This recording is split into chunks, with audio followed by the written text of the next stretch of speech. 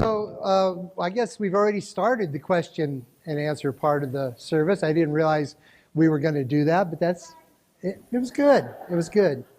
I've got some questions here that people have already written and sent up, and if you have more, just write them down, send them up. I'll be glad to attempt to answer them. I'm not making any promises because there's a lot of stuff I don't know. And if that's the case, I'll just tell you that I don't know. But I do know the answer to this first question. Why didn't Jesus have a woman as a disciple? Well, guess what? He did. Jesus had several women who were his disciples. One story in particular that I remember that stands out was when Jesus went to visit at the home of Martha and her sister Mary. Remember that story, Martha and Mary? And Martha was inside preparing everything, getting the meal ready and getting the house cleaned up and doing all the things. And she looked out the window and there's her sister Mary. What was she doing? She was sitting at the feet of Jesus. That's what disciples do. Disciples are learners. And so she was sitting at the feet of Jesus learning. She was a disciple. There's another passage that tells us that there were a number of women who followed him and supported him out of their own means. Disciples are people who follow. So those women who followed him and supported his ministry were also disciples. So the better question to ask is not why weren't there disciples? It's why don't we talk about them more? That's the real question. Why aren't they named? More of them named. I mean, some of them are. About 6 of them are named. But why only half as many female disciples as male disciples are named? That I think is a better question. And the answer, of course, is cultural. That it had to do with the culture at the time. That women just did not have the same status as men. It was that's a reality. They did not have the same status. And so their role in the story was downplayed. What's amazing is given that culture and the strength of the patriarchy at that time, and given that culture, what's amazing is that women are mentioned at all. That we even know Joanna and the Marys and Martha, that we even know their names, says a lot about who Jesus was. And about Jesus didn't distinguish. He had disciples, period. So that's that answer. That was the easy one for today.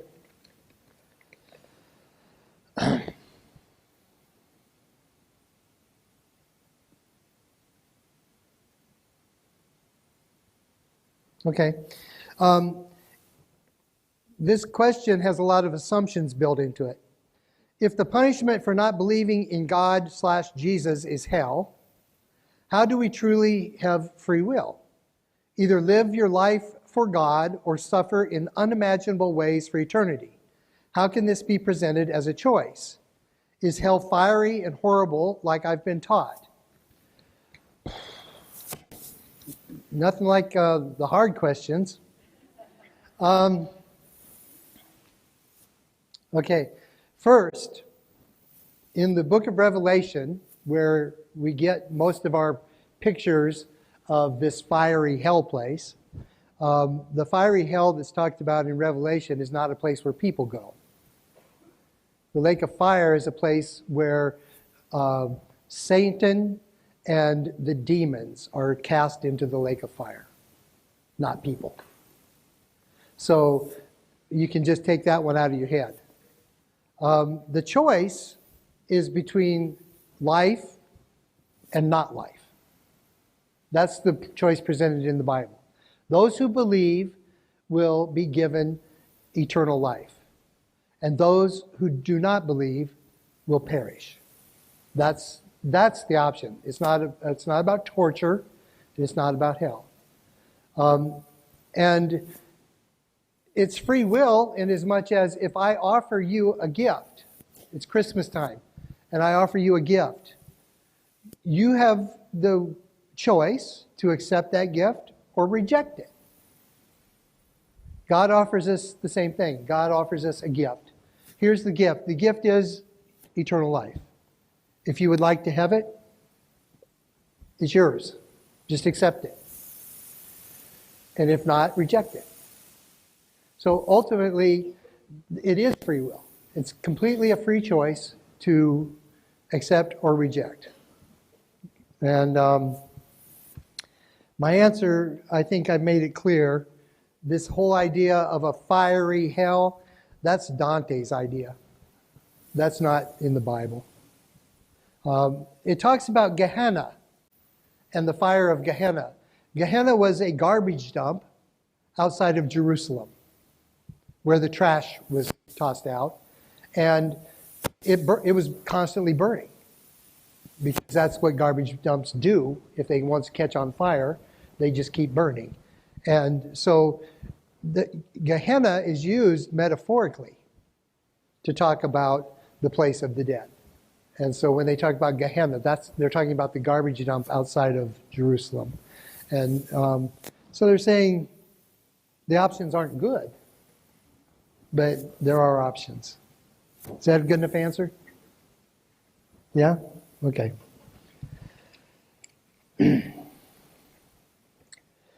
When a loved one has passed away, are they able to see and know what is happening to their family and close loved ones? I wish I knew the answer to that question. I really do.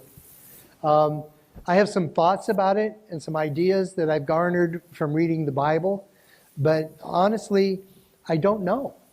I don't know, but because at least one of the ways that the Bible talks about death is sleep, going to sleep.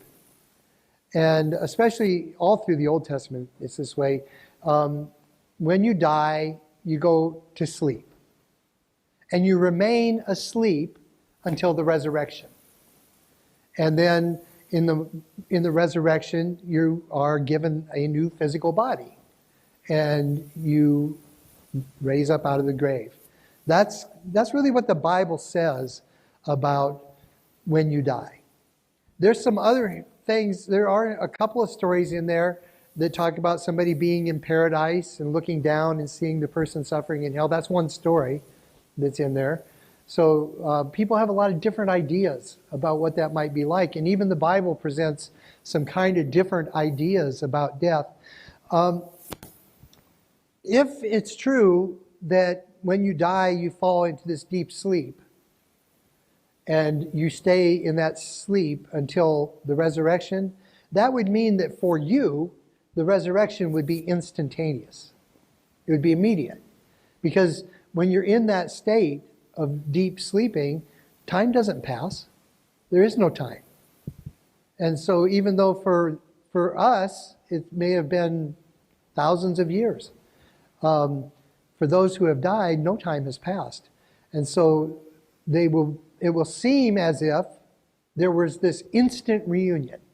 I died, and now I'm awake, and we're all together in paradise. Which is why Jesus could say, this very day, you will be with me in paradise. If anybody has a better answer, I'd love to hear it.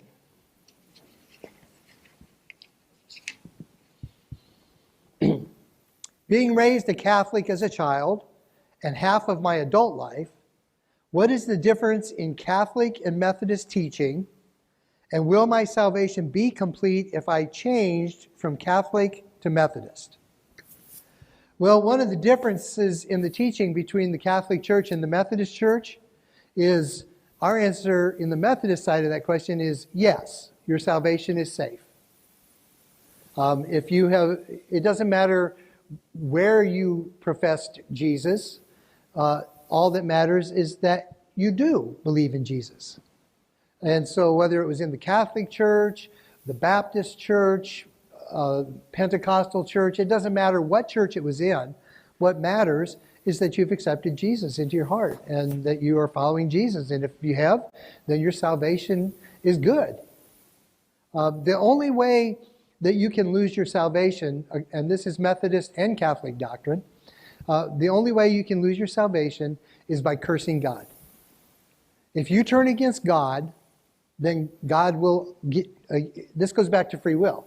If you willingly deny God and turn against God, then yes, you can lose your salvation. But God will never abandon you. God will never turn against you, no matter what. God's always for you, never ever will turn against you. You can reject God. The differences between what the Catholic Church believes and what the Methodist Church believes, I mean, it would take a whole class to really, all the little differences. The major differences are really insignificant. We believe the same things, largely. We have a different understanding in the Methodist Church. We have a different understanding about saints and the role of saints. We have a different understanding about the role of the Pope. For us, our Pope is the General Conference. No one else can speak for the church except General Conference, and in the Catholic Church, it's the Pope can speak. But other than that, we get along well. And part of the reason for that is that we came out of the Church of England, the Anglican Church. And the Anglican Church was a compromise between the Puritans and the Catholics in England. Those two factions, the Protestants and the Catholics in England, were constantly fighting. I mean, to the point of, like killing each other, fighting. And, if this monarch was Catholic, then the whole nation was Catholic, and if you weren't, you got executed. And if the opposite was also true. And they were going on and on, fighting over all this stuff.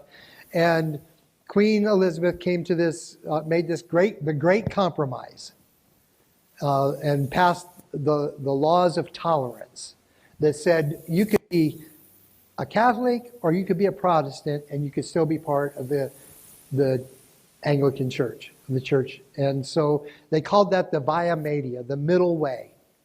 And as Methodists, we came out of that middle way tradition.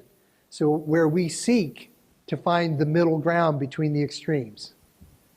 So it's just who we are. I hope that answered the question I think the biggest question there is my salvation safe? And it is. Let's see. Okay. Continuing on last week's question on homosexuality in the church, what is the church's approach to reconciling with members who disagree with each other? And I think that's a good question. A good question is how can we get along with each other and hold opposing views on certain topics? And not just that topic, it could be anything. There's lots of things that we can have disagreement about. And Paul had a really good answer. Paul's answer was, and if in anything you disagree, that too God will reveal to you. Which was, typical of Paul. Paul was a little egotistical. So he's like, here's the truth. I'm going to tell it to you. If you disagree, I'm not going to argue with you. God will show you later. That's what Paul said. I like that answer. I like that answer a lot. What I think is we respect each other. And we respect each other enough to listen to each other. Because listening all by itself is a healing activity. When we listen to someone, we affirm their existence. We affirm their value. We say to listen to somebody, and I mean to really listen to somebody, is to say, you are important to me. You're valuable. And if people feel valued, then it's much, much easier for them to have opposing ideas. If I know that you value me as a person, even if you disagree with me, I'm going to feel okay about you. I'm going to feel better about it at least. So I think we begin by listening to one another. That's really important, that we make spaces in our community for having open and honest discussions. And that's hard in this world. It's very hard in this world to really practice honesty with one another, to be vulnerable enough to say, well, this is what I believe. Especially if what I believe goes against the flow, if it's not popular, if it's not the popular opinion. I have this vision of the church that I really believe this is what God intended for the church, is that the church would be the safest place in the world to be yourself. The church should be the safest place in the world to be yourself. I don't know that that's a reality, but it's an aspiration that we could all work towards together. You know, by making this space safe. So that regardless of what side of an issue you are on, it's okay for you to speak your mind.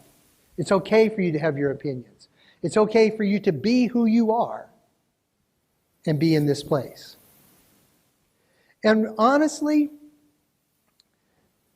I think anything that falls short of that isn't really the Church of Jesus Christ.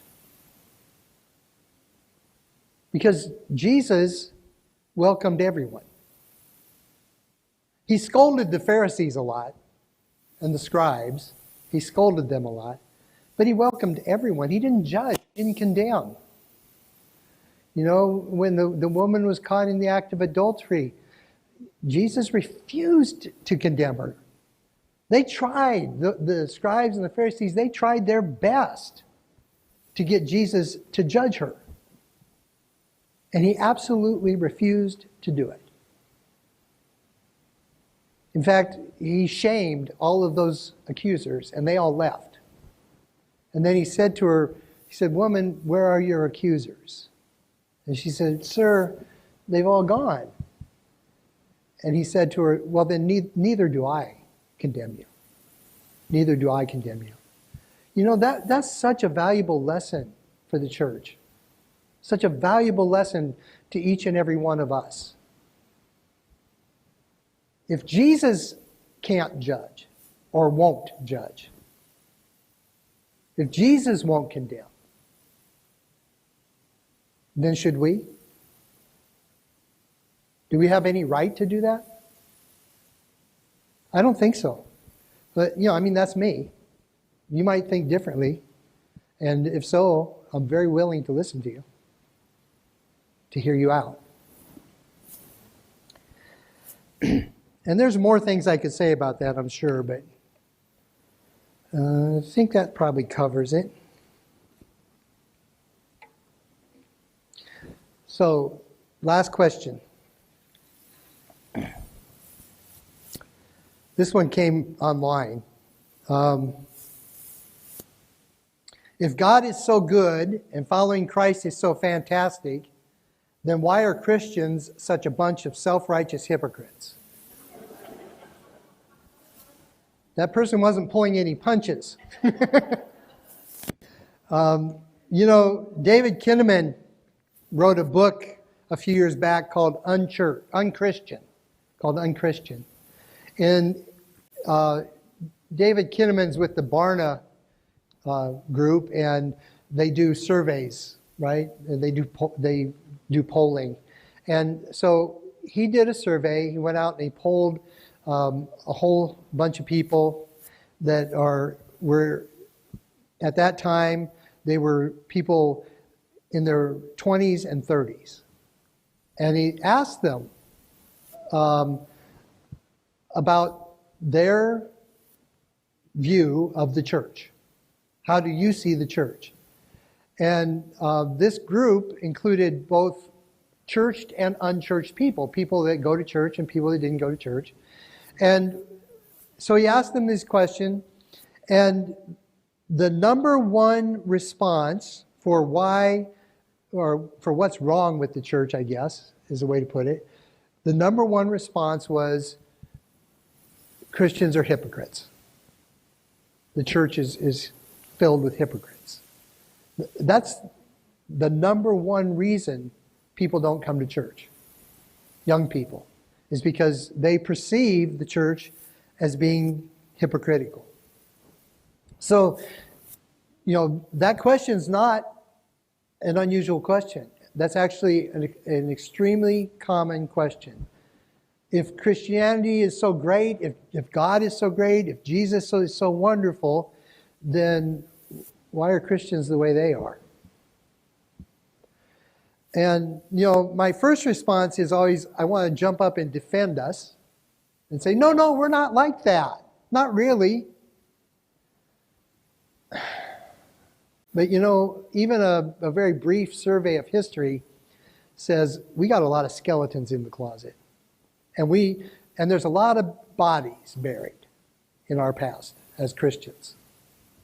The Christians have done wonderful things in the world, built hospitals and universities and supported the arts and, just really wonderful things.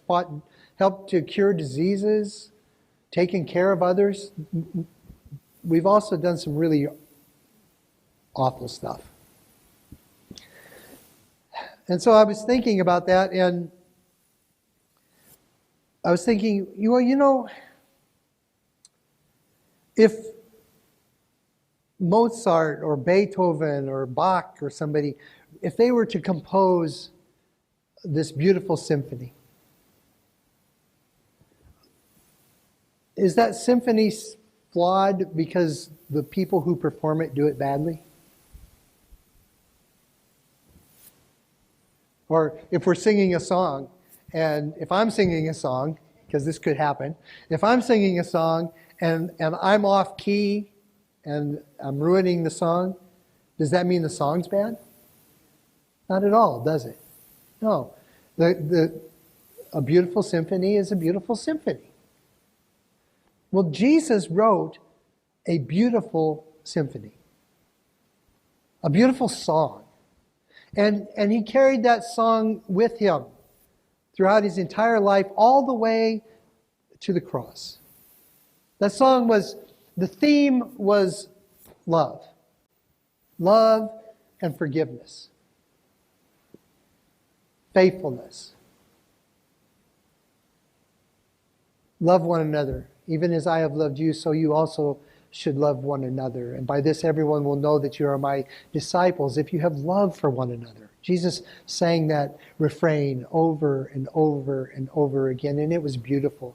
And even from the cross, as he was hanging on the cross, it was, Father, forgive them, for they know not what they do. He carried that tune all the way to the cross. And I think that's probably the most beautiful song ever written. The most beautiful symphony ever composed. That we fail to perform it well is on us. It has nothing to do with the message, nothing to do with the song. And so to those people who would say, yes, but there's a lot of hypocrites in the church, I would say, and there's also a lot of beauty. And there's a lot of love. And there's a lot of goodness. And there's a lot of caring. And there's a lot of people who are just trying to live life in the best way that they possibly can. Every day, day by day. And yes, we fail. We fail. And sometimes we hurt people when we fail. But that doesn't mean that we throw away the song. And I guess that's all I have to say about that. So we have one more day of question and answer. If you don't run out of questions, I'll keep answering them. And so since next week will be the last week, I just encourage you to, if you have any question whatsoever about any subject that I might know something about, which is limited, if it's about theology or the Bible, I might know something about it. But if you any questions at all that you have, I want you to feel very free to ask them. Don't be embarrassed. You don't have to put your name on them or anything like that. Just any questions you have, I'm sure someone else has it too.